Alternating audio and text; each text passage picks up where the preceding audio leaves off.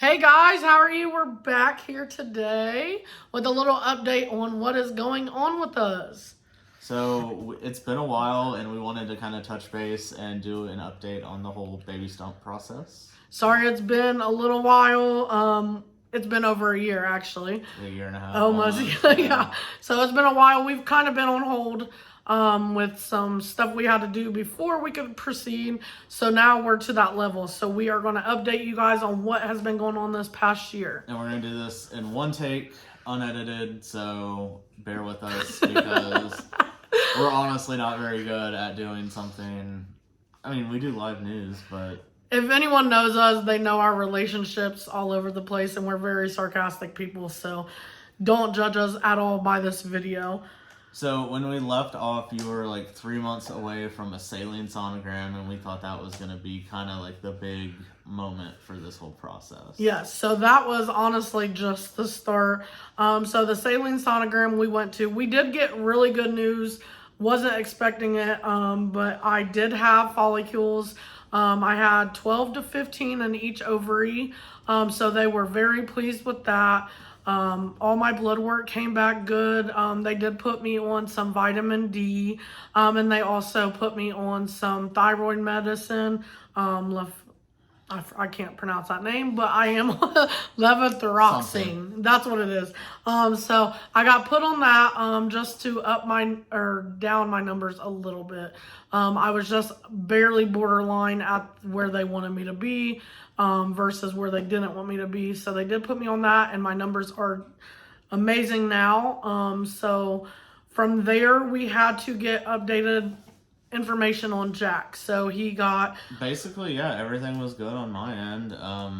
I had some numbers that were a little bit borderline, so we had some different prescriptions that got added in, and basically all my stuff is just trying to manage different levels. And yeah, we're filming this in the middle of Yeah. a tornado warning, by the way. We've had a lot of bad weather today. If there's some crazy wind, that's what's going on.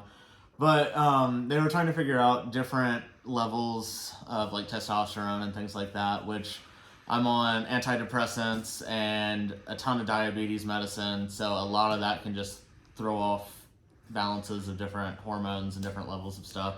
So we got that. I mean, I'll kind of jump forward like a year. We got all that figured out on my end now, so everything's perfect on my side. We went from being like borderline or like the low end of good to like way off the spectrum good. So Yes. that's a positive. Yeah. So with him, they started off with Clomid, and it wasn't. It got him basically where they think he would have maxed out on what he could do with Clomid. And then they just kept him on that for a while, but then we ended up losing insurance. And then we took a step back from the Clomid because it got really expensive. So he was off of it for probably 6-7 months. Yeah, I mean, that's another big factor in this. Like when this started out last year, we had absolutely terrible insurance. And then we lost that, which made it even worse. I know a lot of people have questions about like what's covered and what's not in this, and honestly, Nothing. basically none of this is covered by insurance. Fortunately, like the insurance I'm on now, I know we're like jumping timelines back and forth, but like our current insurance covers a little bit of the prescriptions that I'm on and a little bit of a couple that you're on. Yeah. So we're fortunate with that, but anything that's considered strictly for fertility, absolutely not covered at all. Zero. So the saline sonogram, we were a couple grand on that. Yeah, within the saline sonogram was about $1,500, but then the blood work and everything that went with it, we was a little over $2,000. That was just for that procedure, that blood work. That didn't count in any of Jack's semen analysis, anything like that. All that comes out of pocket. Everything. He sees a fertility specialist that does just males, and that is all out of pocket. He's private, so he does not do insurance. They can run it through insurance. Yeah, they can attempt to run it through insurance, but it adds to the cost if it's declined. And we already know that basically any insurance in Ohio is going to rule this as being elective and not a medical necessity. Having a kid is not deemed medically necessary by the state of Ohio and a lot of the insurance companies. So Yeah. So fast forward, we got Jack. Jack's good on his numbers. His numbers are staying where they want them. They do have him on some medication that he stays on. And I know girls and guys always have questions on what, for infertility, what the guy side is on things. So should I show it or just say it? I mean, you whatever you want. Okay, I mean, so he is on the Cocatin 10. He takes two of these a day. You know the numbers. I take whatever I'm handed. I have it all written down, but my phone, I have it in my notes in my phone, but my phone is video. I take a total of 19 pills a day. Yeah, he between takes this a and lot. Diabetes, so fun.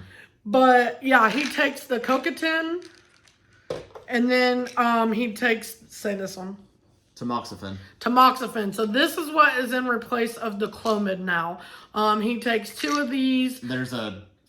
It's a Clomid shortage. Yeah, that's why he got switched over. Anybody that has any prescriptions probably knows the past few months that like a lot of stuff's not in supply, so it's been getting switched out and substituted. And things like So Clomid has been wiped out. So they have him on this 40 milligrams a day. They also have like a one min daily, and then he is also on, I know I can't say this one, L-carnitine.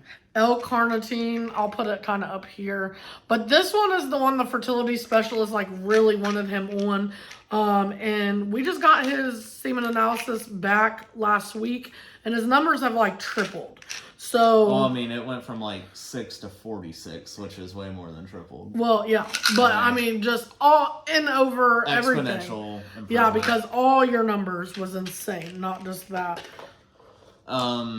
So before we get into like what you're currently on and what you're doing, so after the saline sonogram, basically we were told that your next thing was to get your blood sugar, your A1C, down into the 6s. And that was 7.8. You were at 7.8 in the last video. Originally 15.1 when we started all this. 15.1. We got it down to a 7.8.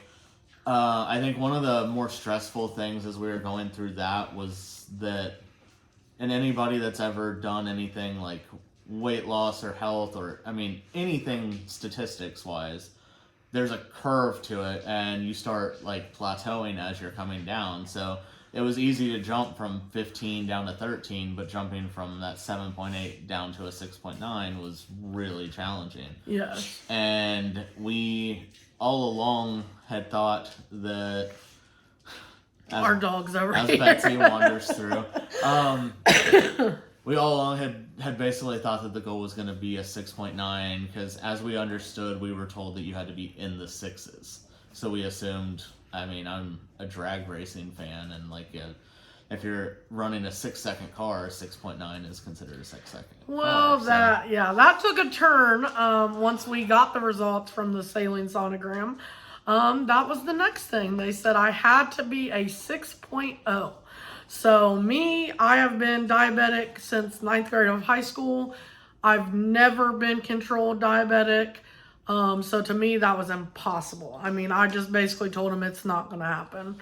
Yeah, I mean, for reference, I know everybody has different opinions on the A1C numbers, and I mean, if you watch the commercials for the medicines that we're on, there's people like bragging about being a 7.5, so like 6.0 is not easy.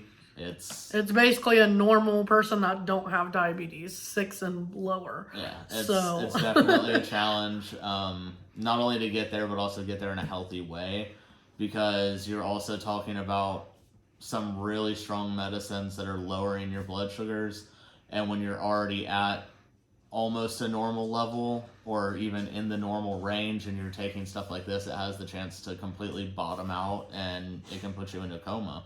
So it's hard to kind of stabilize things and to come into that final slope safely and effectively. And I think like that was probably one of the more tough parts, because you had worked so hard to get to that 6.9 and then finding out that that wasn't the goal. and that they wouldn't even speak to you on the phone and tell you anything until you hit 6.0. Yeah, they just literally told me, when you hit that 6.0, give us a call. And they called me probably every 3 months and asked, like, how's it going? How's it going? But, like, for me, the thing is, this whole process has been just kind of like, if it ain't a 6.0, we don't want to talk to you. We don't want to progress. We don't want to do anything else. No extra steps. Nothing like that. So, like, our actual fertility doctor, and I don't like, I won't say anything negative at all about it, because you just now got off of a blacklist for 10 years for showing up late to an appointment. Yeah. So that a different doctor, we'll get to that. But yeah, she missed an appointment in high school, and they still weren't willing to see her this year. And that was an endocrinologist. So this whole time, my diabetes have been out of control. I have not been able to see an endocrinologist. And it's like the only specialized endocrinologist in this area in the network that we have to go to. For missing one appointment in high school. 2010. Yep. I was blacklisted. Yeah. So I don't want to say anything bad about the fertility place that we go to, because they are one of the best in the nation. But the whole process in general, not just them, I mean, I'm sure it's everywhere, it feels very assembly line, and like you have to meet very specific metrics, and then you go to step 2, step 3, and it's just very expensive and very production line oriented, it feels like. Yeah, and this video is going to be super long because, again, it's been a year. But like the first process finally was to go to an OB. I went to the OB originally, like right before, or no, it would have been after, because I wanted to get different opinions on this stuff. So after I went to Spring Creek and did all that, I did testing with an OB, and she did everything she could in office. She was only a nurse practitioner, so they did everything they could within office, testing, all that. They sent us to Spring Creek, so it would have been before Spring Creek. Yeah. And then we did the saline sonogram, but then we were just at a threshold. Like, nothing could be done. She couldn't see me. She couldn't do nothing else for me. So it was basically just like, well, keep trying on your own. Well, anybody going through fertility, I feel horrible for, I know what it feels like. It's insane.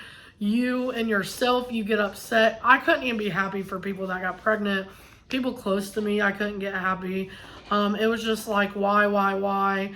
And I had no answers to why we wasn't. And we still, to this day, I still don't understand why, because all of our blood work, all of our testing, everything is coming back normal. So it's still just like undecided what's going on. But like, it also puts a lot of pressure on your relationship with your partner. It puts a lot of pressure on your dog because she has to see mom sad. Betsy wanted to say hi. She keeps walking by. Yes, this is our baby. She is ready to be a big sister, ain't you? You want to have a baby? You want to have a baby? Yeah. Mm-hmm. See, she wants to have a baby to play with. So we are working for her too. She hates being up here. But yeah, it definitely puts you, nobody tells you it puts a strain on your actual relationship, your home life, your friendships. I mean, it just changes your whole world with infertility. But I got a new OB. New insurance, finally. Decent that will insurance. Help us cover any diabetic medicine. Everything's covered. Yeah, that was a big part of it, was how are you going to get your A1C from where it was to where we needed to be when we couldn't afford the medication. And when you dropped from 15.1 to 7.8, you were on a trial of an experimental type of medicine. So I was getting samples. That was $1,500 a week without our insurance. So, and still our insurance now wouldn't even attempt to cover that. So it's nice that we have something that covers at least some basic diabetes medicine. Yes. So we got the new OB. She's amazing. A friend of mine referred her. We went in, and anybody that knows me about this fertility, I literally have a book somewhere that I can't find it right now, but I do have a book that has every appointment. I think you put it in the safe. Safe, probably. Every appointment, every test, every receipt. I mean, anything that has to do with fertility, I have it. And I went into this new OB. She knew nothing about me, but we just straight up went in there. We told her, look. Somebody who had seen our original video referred us to go Yes, there. yes. So. And she's one of the helpers there, I don't know, assistants, I guess. So she gave us her Thank you info. so much for making that happen. Yep, and you know who you are because I talk to you all the time. Probably sometimes too much. Is it like a reverse HIPAA violation if we name somebody? We appreciate you 100%, and you know who you are.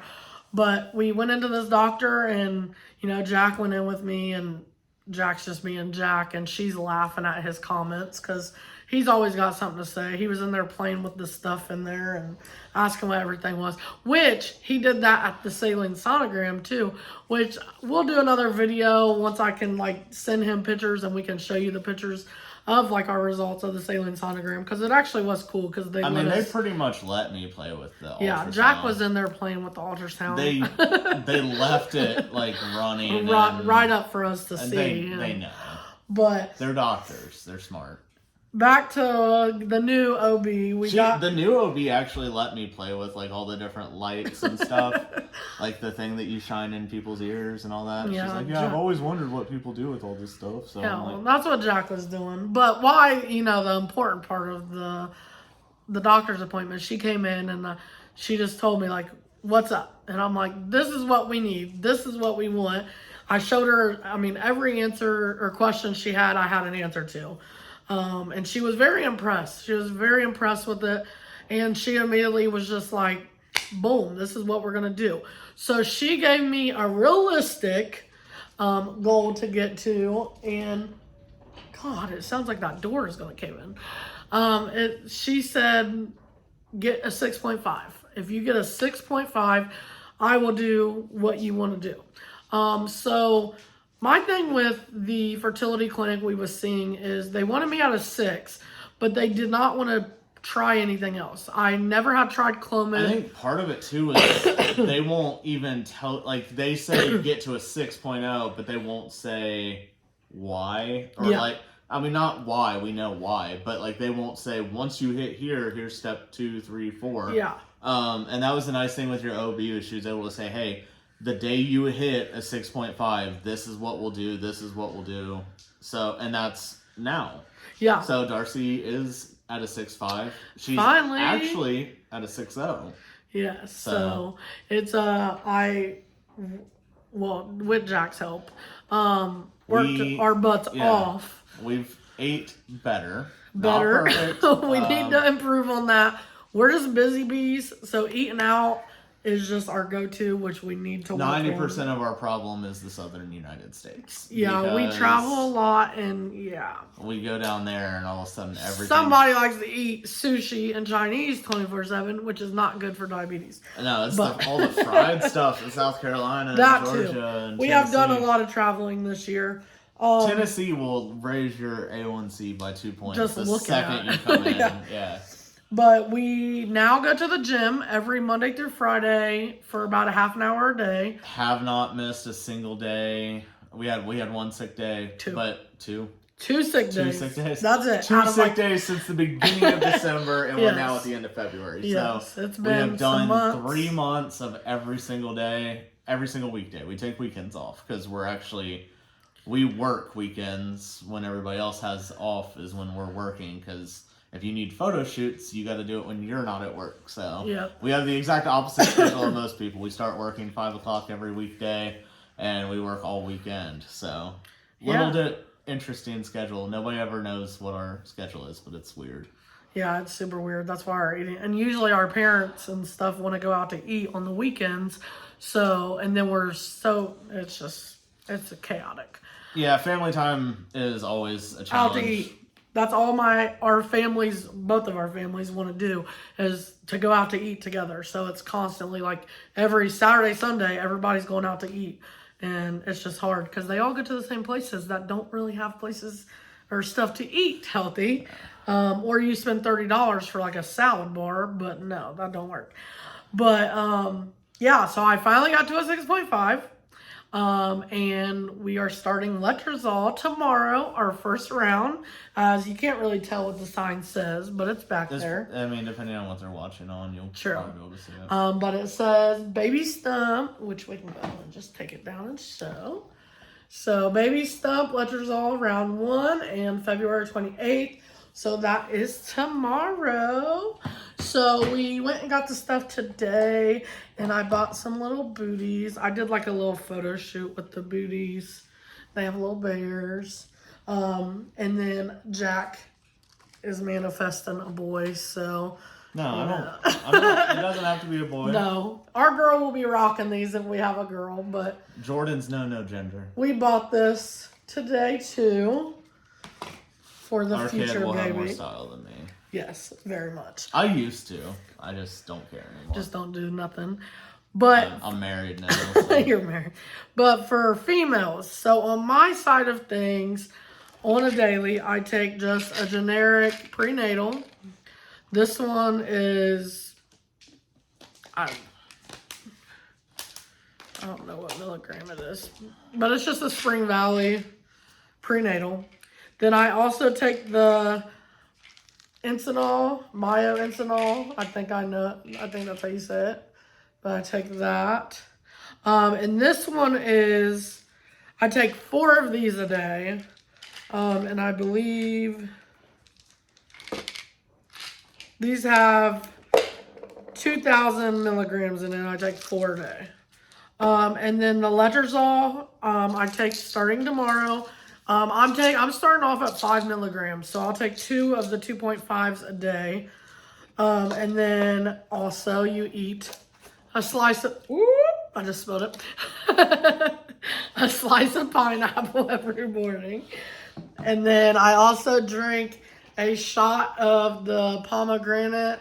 I'm glad Betsy's right here to clean up any messes. Every morning, which I guess I've heard. No one even told me this is the stuff that I've researched. But I heard the antioxidants in this and the pineapple is good for you. So I do that every morning with our medication. But yeah, what else have we talked about? I mean, that's where we're at in terms of all the medical stuff. I got pineapple juice. If you guys like us doing updates, I want to start doing more vlogs. I hate being on Darcy camera. hates this, but if you guys like this, please drop a comment or let us know or tell Darcy so you can talk her into doing more of this.